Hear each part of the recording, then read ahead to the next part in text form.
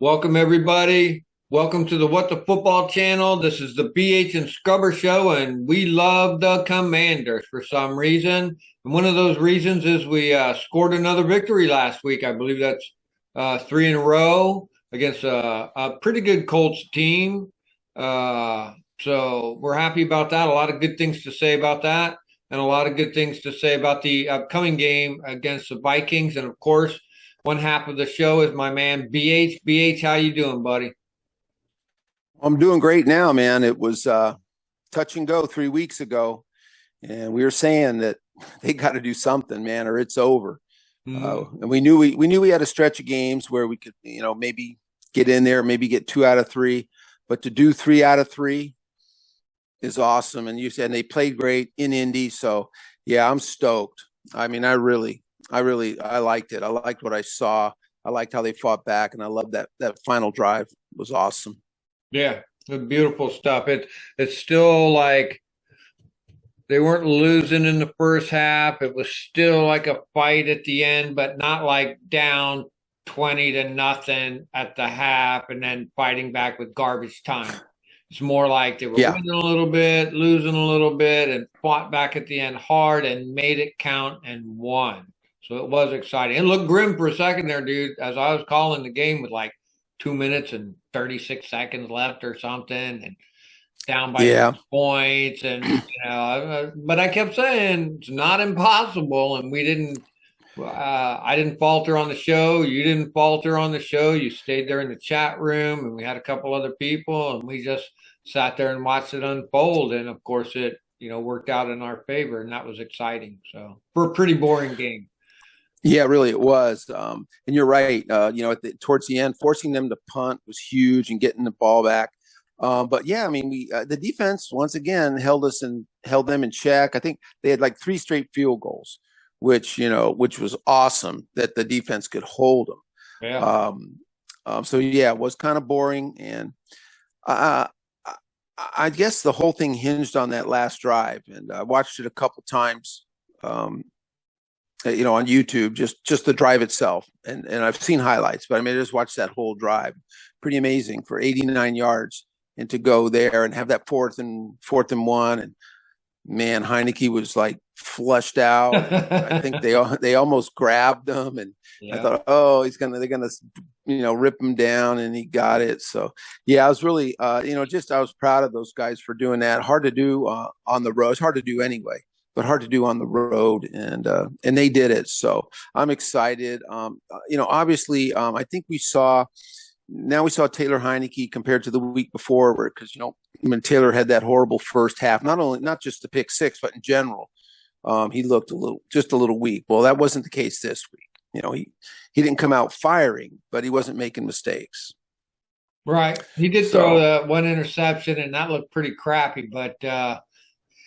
Other than that, I thought he did really good. His stats looked really good in the first quarter, whereas last week he started out shitty in the first quarter. So he started out good. He had like a 158 QBR at the end of the first quarter or something like that. So he was looking really good. It went down a little bit from there, but that's to be expected. So, but yeah, he looked really good. The whole team looked great. I was very happy with it. And we got some gravy last week. We got a couple turnovers. I think that was a major part of the win. I know. Too. Not only did we stop them at the field goals, but we had a couple turnovers down there.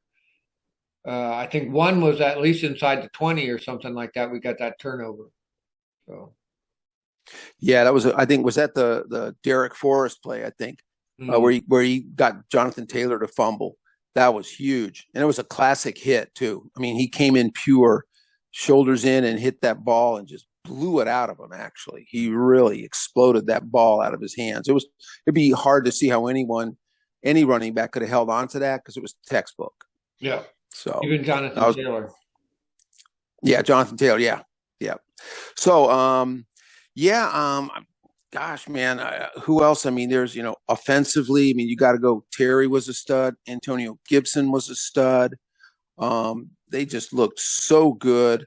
I was looking over Pro Football Focus. They obviously got the higher rankings, but actually a guy that did really good, Tyler Larson, got his highest uh, uh, Pro Football Focus ranking last week. He really had got a good number, and I was kind of glad to see it. It seems like now he's past the injuries. He's had 3 games now, and quite frankly, we talk about, people say, well, since William Jackson was gone, we've got 3 in a row. But the truth is, 2 really. Once Larson came in at center, we've won 3 in a row, and now he had his best rated game because he did have he was decent. His pass protection needed a little work, but they gave him a great rating, so that's good.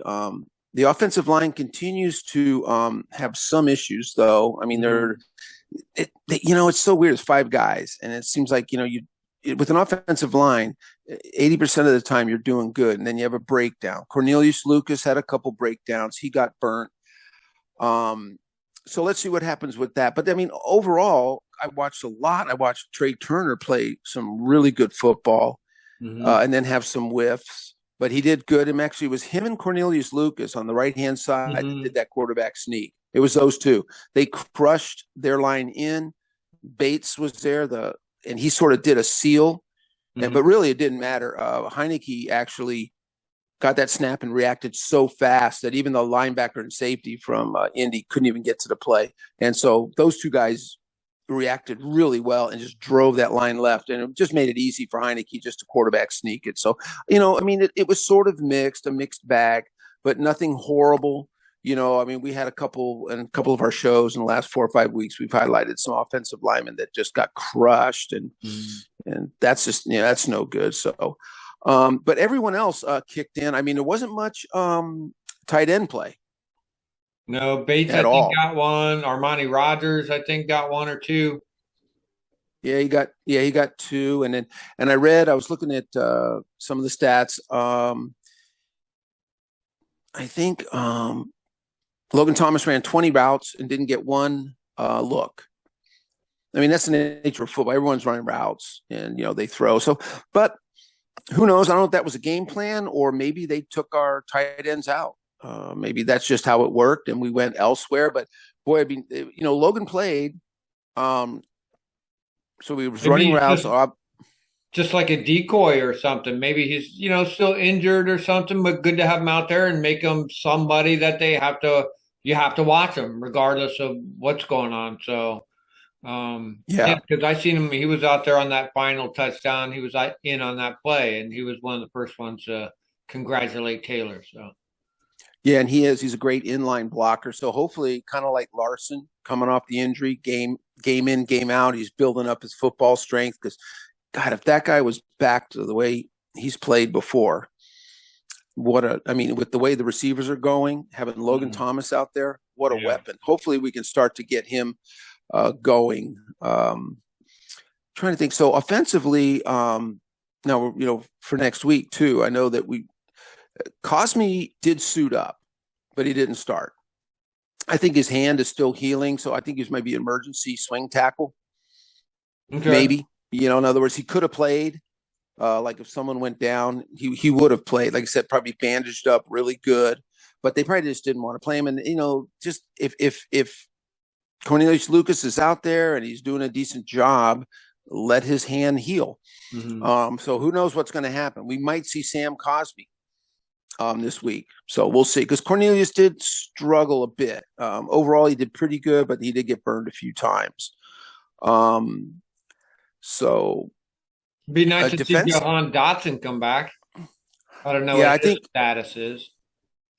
Yeah, when I'm looking at the practice and the different things, I'm seeing, it looks to me like Logan Thomas, I think he's just resting. I think he'll play. Jahan Dotson doesn't look good.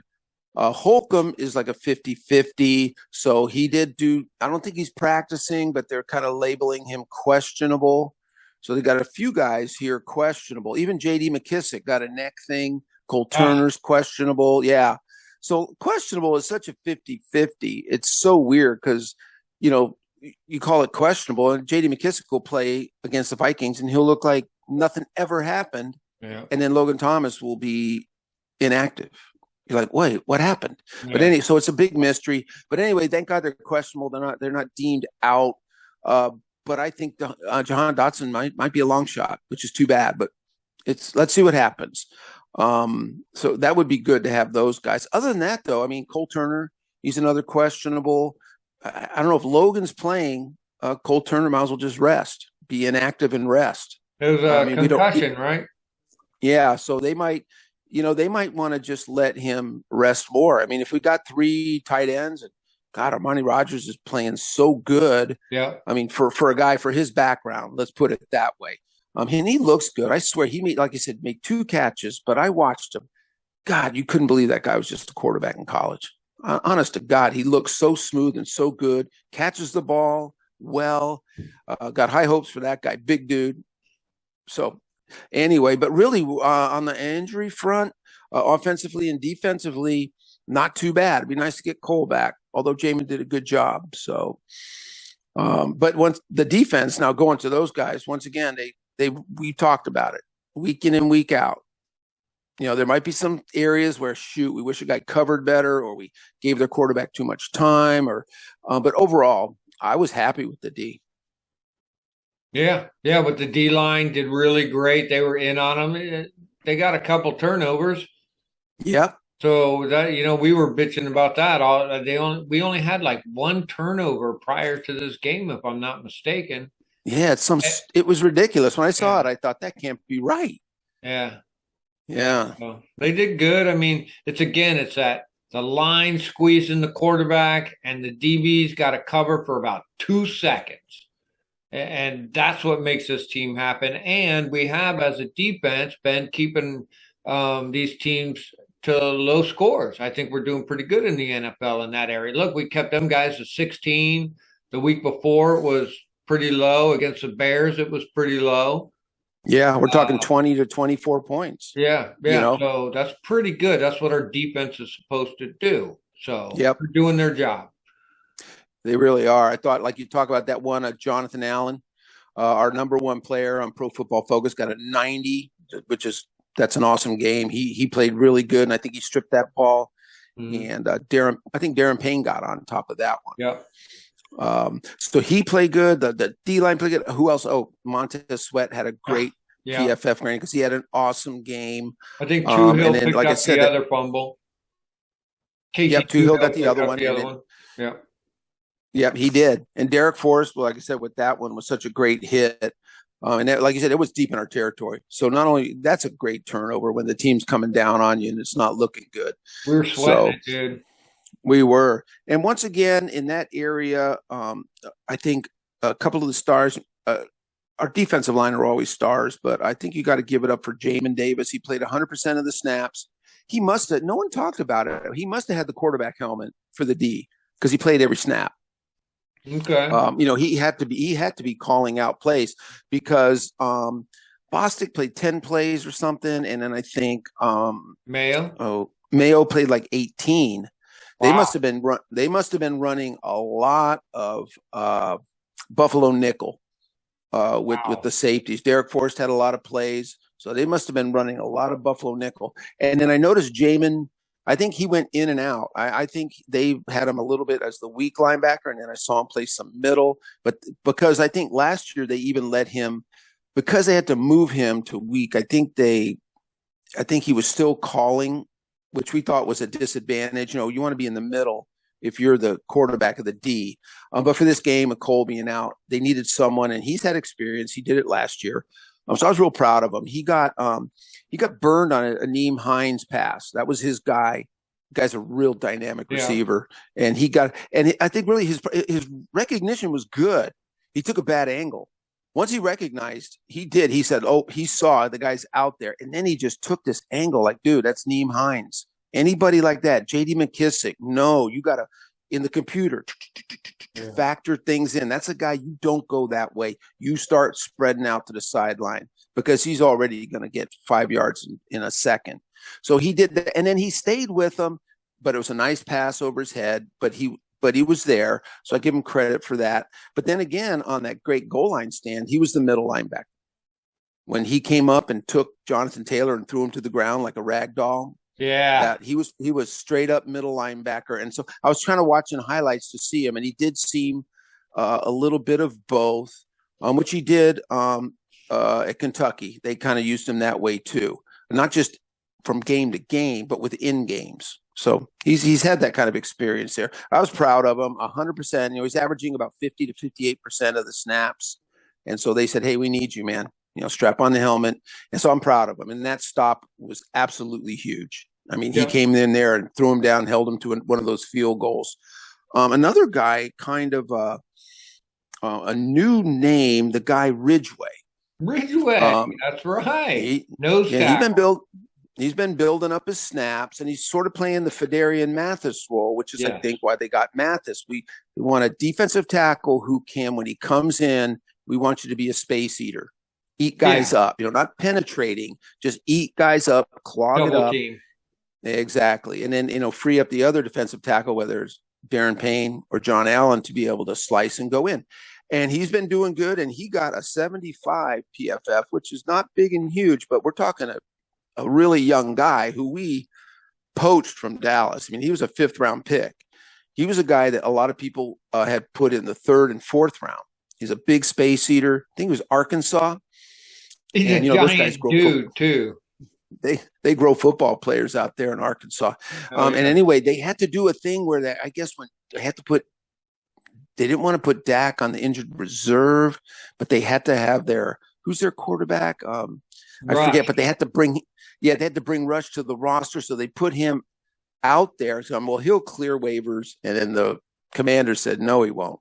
And they took him. So that's been really good, because we got screwed losing Fedarian that early. That was just not fair. So anyway, but props to him, because really John Allen and Darren Payne, I've been looking back at their snap counts, are playing a lot of snap counts. It would be nice for those guys to reduce their snap counts a little between, Daniel Wise and Ridgeway. Give them a bit of a break. It's not a good thing to have those guys out there 80, 85%. It really isn't. You want those guys rested. So there was a game or two ago, Jonathan Allen, I've seen him limping off the field a couple times, so he does need that rest. Darren Payne seems to be impervious to it, but Jonathan Allen, I don't know. Darren Payne, he always has more snaps than anyone on the D-line, just about. Crazy. He just never comes out. I know. So speaking of defense, we might as well just talk a little bit about the William Jackson situation. We had a situation, and I think it worked out great. It was for some baloney draft picks. Hey, you get in 2024, you get a 5th, you get a 6th. It's conditional. Who cares? It's like trading a roll of toilet paper for a roll of paper towels. The main thing is the money. Is they saved money, and next year they saved a boatload, almost $12.5 million towards the cap next year. If we released them, it would have only been 6. I think they saved a little money this year. So yeah, that was the big thing. People were kind of saying, well, they didn't get much for him, but quite frankly, they did, because I thought they were going to have to just drop him, get no picks, and then eat all that money. Well, we dumped him on Dallas, right? No, Steelers got him. Oh, Steelers. Okay. Yeah. And someone else there, they said, I was wondering, why didn't the Steelers just wait? But the word is there were conversations, other people in the league talking, and the Steelers kind of knew it. And they said, hey, let's just get this guy, because their defensive back situation is a disaster. I think they're won like 1 or 2 games. They're like we were. They're like one more loss, and they can pretty much cook their season. So they needed to do something pretty quick. Supposedly their defensive backs coach William Jackson, I think, at Cincinnati. So there's a relationship. They can build on that. And so, hey, it's been great. Hey, we've had 3 games without him, and we've won, and our guys have looked good. A lot of room for improvement. You got Wild Goose out there. He's a rookie. He's got to improve. We talked about Kendall Fuller a few times in there, though. Doing good. Yeah, he did good. Yep. So, I mean, I think we got to we still need some improvement from those guys. They got to tighten it up a little bit more. But overall, they're hanging in there. They did a good job. But I was kind of glad that we got that situation taken care of with William Jackson. Get that over with. So, yeah. Other than that, I was thinking, I was talking about a couple of injury things we were talking about too was, Chase Young is now, I guess he's off the PUP. He can now practice. Word is, I've read that there's no way he's playing the Minnesota game, that they brought him in just to start getting him going. And it's going to be probably the Eagles game. But we'll see. I mean, they could shock us and get him in there and let him go. Like we were talking about last week, maybe get some spot duty. Right. Yeah, what do they call that? Pitch count. Yeah, exactly. Yep. Get him in there and just kind of get him going, not too much. That would be nice. I know Wes Schweitzer been on the IR. He was on the limited IR, which is, I think it's a 4-week or maybe there's a 6-week one because I haven't heard anything. Maybe he's on a 6-week IR, but they did put him on a limited, not the year ending. The way they're doing that now, I think you get so many 4-week, some 6-week, and then the rest, if you IR somebody, if you use them up too early, it's the rest of the year. So the NFL has been pretty good about that because, not too long ago, injured reserve was goodbye. You couldn't come back if they put you on IR. I like Wes. I hope his injury isn't debilitating that he can't play, because when he does play, he does good. Of course, he's the all-around man. He can do it all. So, let's hope he's all right and get him back in the game. So, yeah, and if not, if he comes back and everyone's healthy, then we got, it's good to have Wes Schweitzer and Cornelius Lucas on the bench waiting to come in. And even, Sadiq Charles, who was replaced. Those are good guys to have on your bench, man, because you never know when guys are going to go down. Yeah. And so you want guys. So anyway, that's it. I mean, the injuries really look pretty darn good. I really hope guys are ready to play. Getting healthier towards the end of the year instead of worse towards the end of the year. That's really what will help you on these critical games here. Getting healthier, not worse, better. Yeah. So, like last year, remember last year, it was like started bad and then it got worse. Yeah. I mean, literally guys dropping like flies, throw some COVID in the middle of that. Oh God, that was horrible. It was just, remember we had to get that Gilbert guy off the street to play. Oh. And yeah, it was awful. Man, we were just picking guys up and just stuffing them in there at a 4-string center. God bless them. But hey, someone had to snap the damn balls, either coach or him. Toss and Oh my God. So now we got the Vikings. Yep. We're at home. Pretty good team. 6-1, I think. Yeah, they are. 5 in a row. Yeah. I looked at their schedule.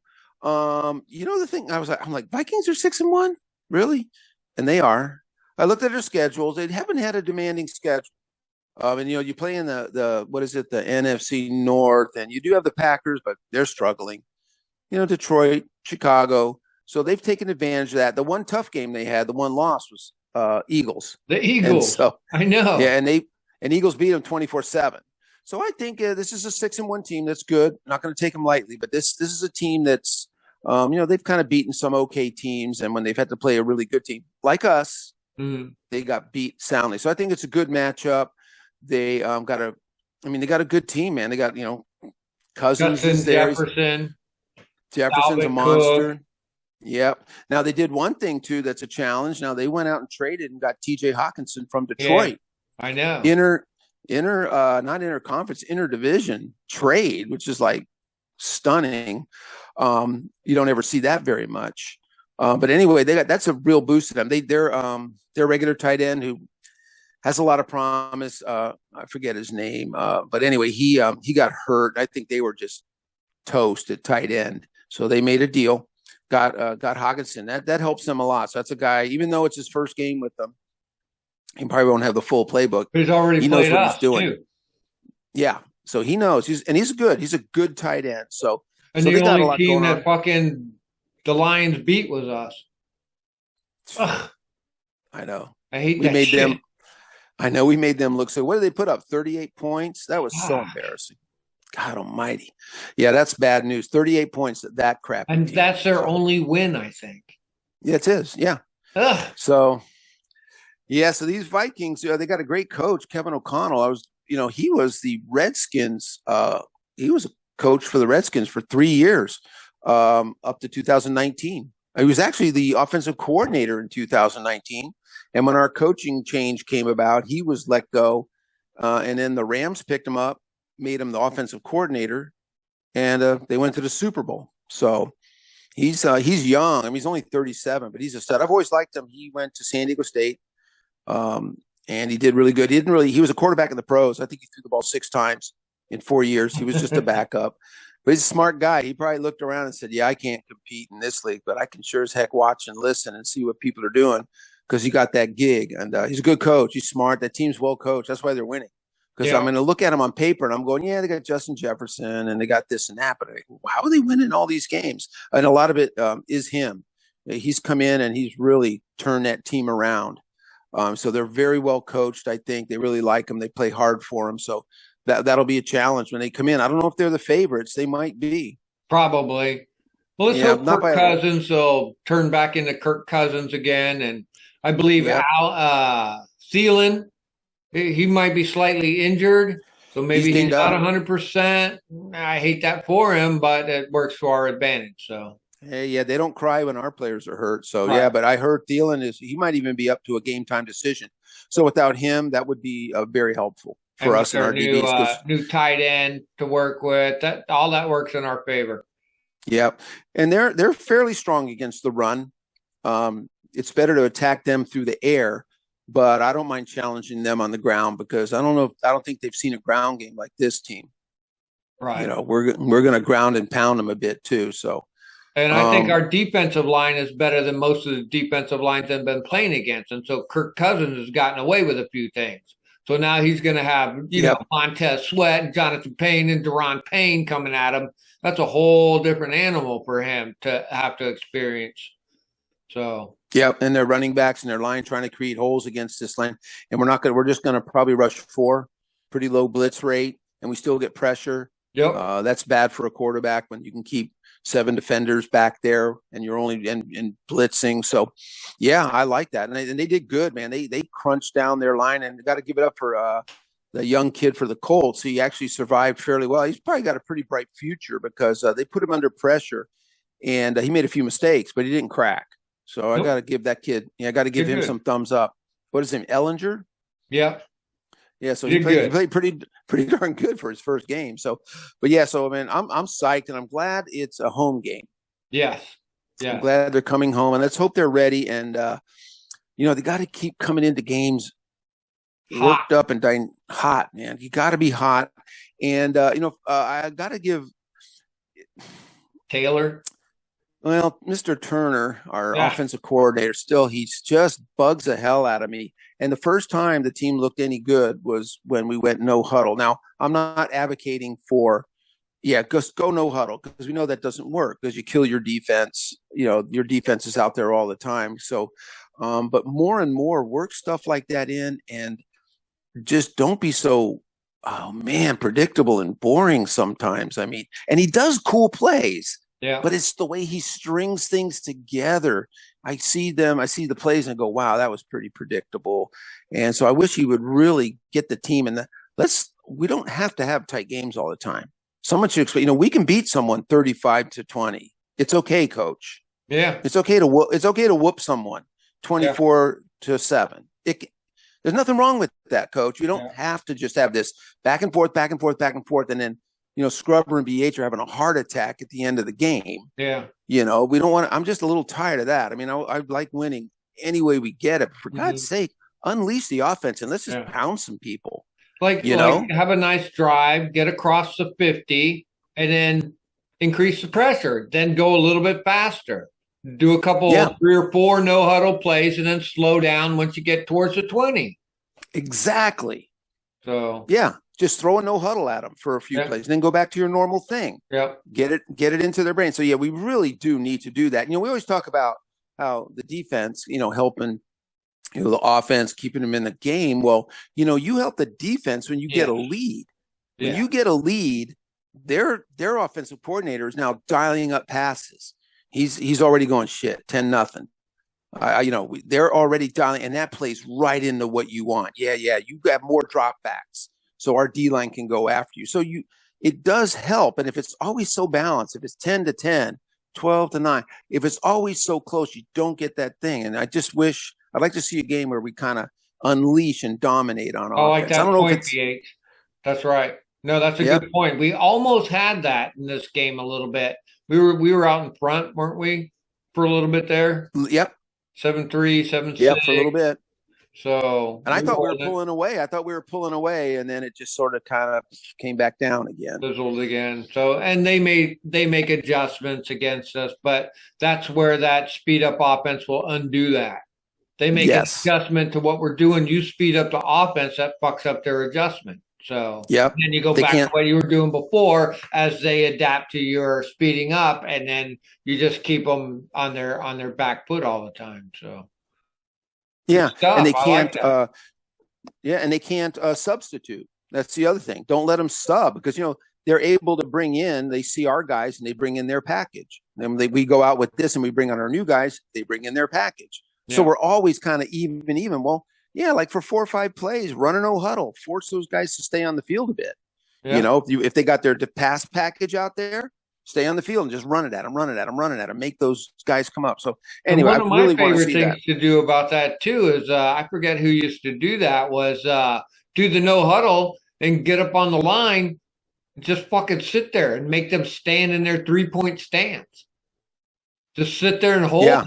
Make them just sit there and wait for 10 seconds and then just call some running play. But just make them just sit there because they couldn't change out and they got to stand on their that's a 300-pound guy standing on a 3-point stance waiting for you to call the ball and just sit there and make them wait. And what's happening. Your guys can sit there on their knees like that and not go down into their stance. And I love that kind of shit. Just tire them out that way. And it's mentally tiring as well. So I like that. It is. Yeah. I think that was a Peyton Manning trick. Just use up the whole clock. Just walk right up there, look around, and then look around, and then look around, and then they know, right? They're down there going, oh shit. But what are you going to do? You just got to, Yeah. It's Peyton Manning and he's messing with you. It's a good veteran move. I like that. All of that stuff I think is good. And one thing that they didn't really do that we like is a little, have Taylor Heineke run, but not when he's on the run. Just try and set up a play where you can just beat them to the outside, where he doesn't get hurt. He gets 5 yards. And I just wish they would interject that in a couple times just to throw it into their heads that, you've been calling for that for a couple of weeks. It makes sense. He's got the legs. He can do it. Yep. And also a long bomb. They don't do that either. Yeah. We have plenty of 3 and outs going run, pass. That's 3 and out. Then you sit down. Well, I wouldn't mind long bomb, doesn't work. Run, short pass, 3 and out. Go. Yeah. Well, if you're going to waste a 3 and out, at least throw a message on those guys. Yeah. They don't do it. They don't run Heineke wide. They don't throw a bomb. I feel like they need to run plays to stretch those people out, and they don't do it. So all those things, let's watch in the next couple of weeks on our offense, and let's see if they do some of that stuff. Scott, if you're out there, brother, maybe you're one of our subscribers. I don't know, but come on, man. Listen to Scrubber and BA. Look, we only want good things for this team, man. Yeah. We wouldn't recommend it, Yeah. if it wasn't good. So.